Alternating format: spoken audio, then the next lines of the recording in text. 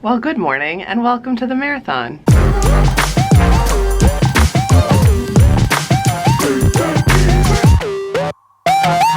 My name's Mare. We're gonna do a vlog today, not a sit down, even though I'm sitting down right now and I'll probably be vlogging sitting a lot. You know what I mean. Oh, you can see me in that. I just put my hair up because we're at the radio station and I'm here to do a lot of work quickly. But I wanted to say hi. How are you? I am sleepy this morning. Thomas has a cold somehow. He was up in the night coughing. It's Thursday, going into the Easter long weekend, so my goal today is to get a lot of work done so I can actually have a long weekend. What novel? I know. I'm gonna introduce you to someone super exciting today. Someone very special, someone who's on the radio, someone who many of you will know. We're gonna chat with him today and just see what else happens. It's Thursday going into a long weekend. I'm feeling a little frisky. I'm feeling a little exhausted. That's what I'm feeling. Okay, I need to conserve energy to do the work, but I'll be back. I thought I would just show you something awesome. Driving to my meeting, editing the book. Yes. Simone, my editor, is coming tomorrow, and let me just say there's a lot of like X's and circles and expanding and crossed out. This first edit is definitely a work in progress in the book. I was even editing yesterday while I got a pedicure, which felt amazing. It's a rainy day. I am enjoying the biggest flat white that Starbucks offers, and I thought I would show you a little bit of the view. Baby, let's drive, we can roll all night. Feel the rhythm of the pavement between two white lines. Sing a radio song from a satellite. Moonlight shining down on you and I. Where we're going, no, we don't care. Out in the middle of nowhere. We'll be stoking a fire and feeding the flame. Watch you dance in the spotlight, you drive me insane. Go off the grid, where there ain't no one around. Might have got lost, but girl, we found love in the end. Love nowhere. Are you excited? Are you ready? Yeah. When do I say cut or something?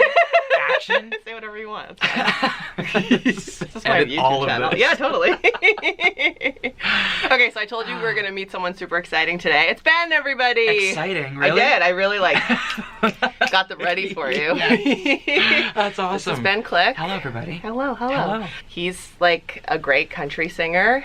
That's how we introduce you. Yeah, Introduce so yourself to the marathoners. I love that name. I love it. And I've got hats. I just got all my hats. I've got my swag now, so I'm good to go.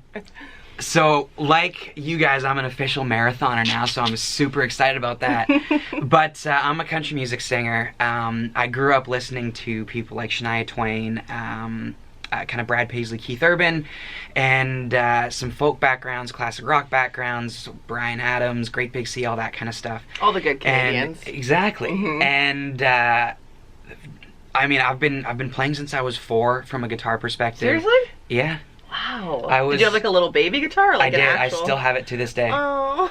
It's hanging on my wall in the music room. And was it something that you just like were drawn to, or were your parents like you should try to play? Well, 4 is young. Yeah, I sang to I love the movie Grease. Same. And sang to Shania Twain records at my grandparents' place with a little purple microphone that stood on this thing. It sounded terrible, but that's what it was. And I had this Fisher-Price guitar that was fake plastic. Yeah. And I'd stand there and groove to every single Shania Twain song. Got tickets to a concert. It was 2001. Pacific Coliseum in Vancouver. Okay. And we were way up in the nosebleeds, and Shania walks out on the stage in her leopard print, and I told Mom and Dad on the drive home that that's what I wanted to do when I grew up. And how old were you? 4. 4? You went to a Shania Twain concert when you were 4? Yeah. Your parents are cool. So that's how it started, and I asked for a guitar. I got it from Santa.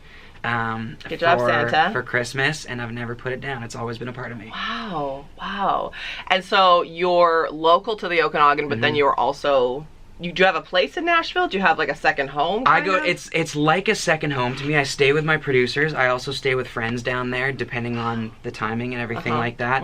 Most likely we'll be doing some sort of move within the next couple of years. Wow. Is that the goal? But yeah. I mean, I'd like to be able to be down there and be a part of the environment and all that kind of stuff. But the thing is, Kelowna, local Okanagan is always going to be home to me.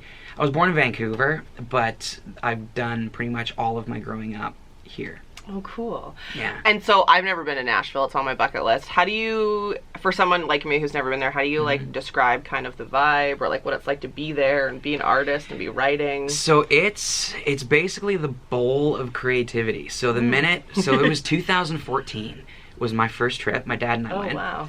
And I walked off the plane and there was a busker that was sitting just by a pillar as you were going out to get your baggage or whatever. And the guy should have had a record deal. Is basically wow. what. So everyone's just super talented. It's everywhere. You go to a restaurant, the waitress sings. You go to you go downtown or do whatever. There's people on the street that you think, holy man, I either got to quit or do something because it's clearly there's the level of talent down there is nuts. Yeah. I think when I was down, I think there's about a couple thousand songs being written a day in Nashville is what it is right now. Wow. So it's just that environment is the cool part for me. And is there a part of you that's like you just said, like, I either got to quit or do something? Like, how do you kind of like keep your, like, you do you? Like, how do you stay in your zone? Like, how do you like kind of block out all that noise? So the thing for me is being different.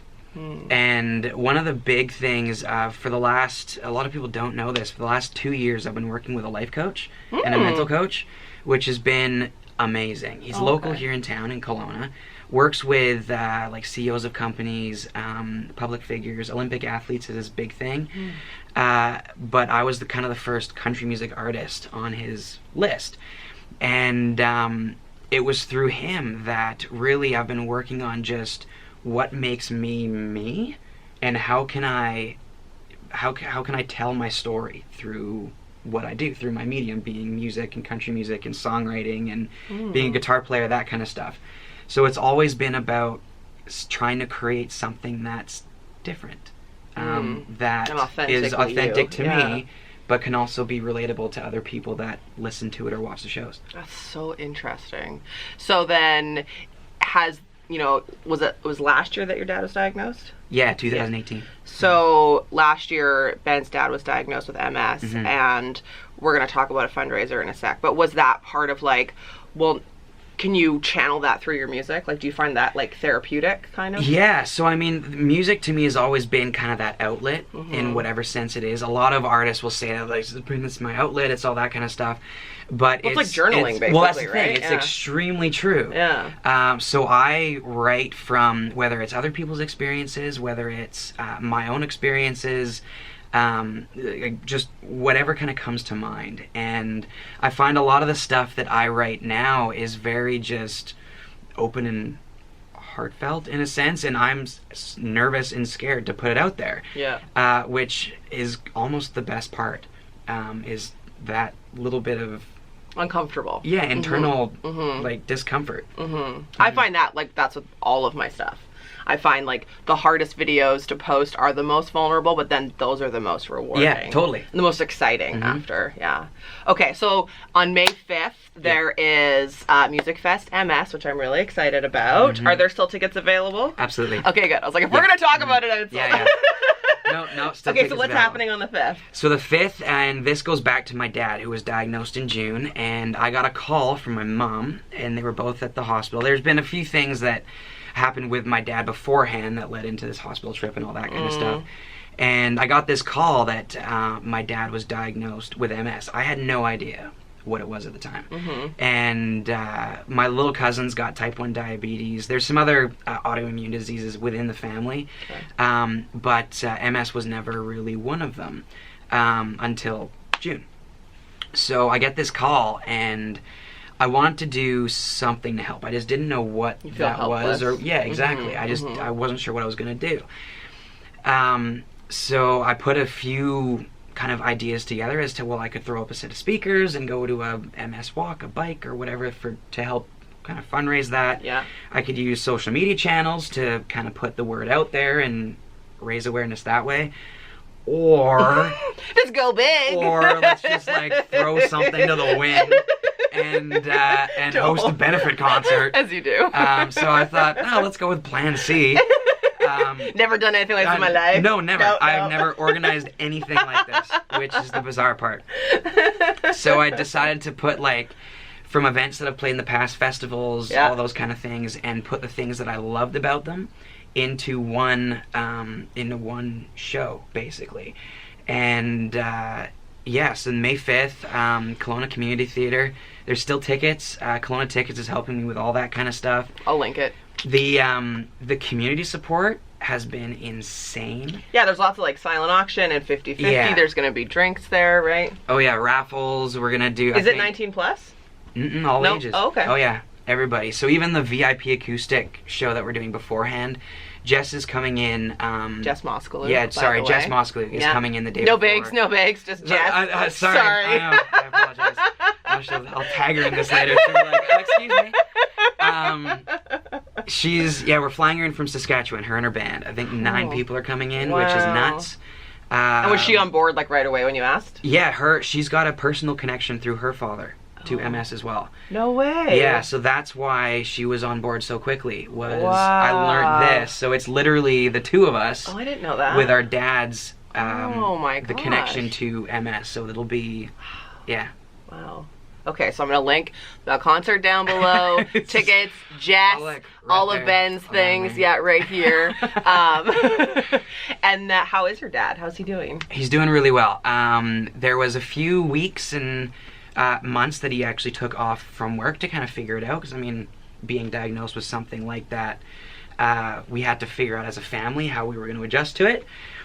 So after those months kind of went by, he went back to work, and he's back full-time now. Wow. Which is awesome, and he still comes on the road with me and does all that kind of stuff. So another reason I do this, I'm putting on this show, is within the music industry, there's a lot of people that I know personally who have MS.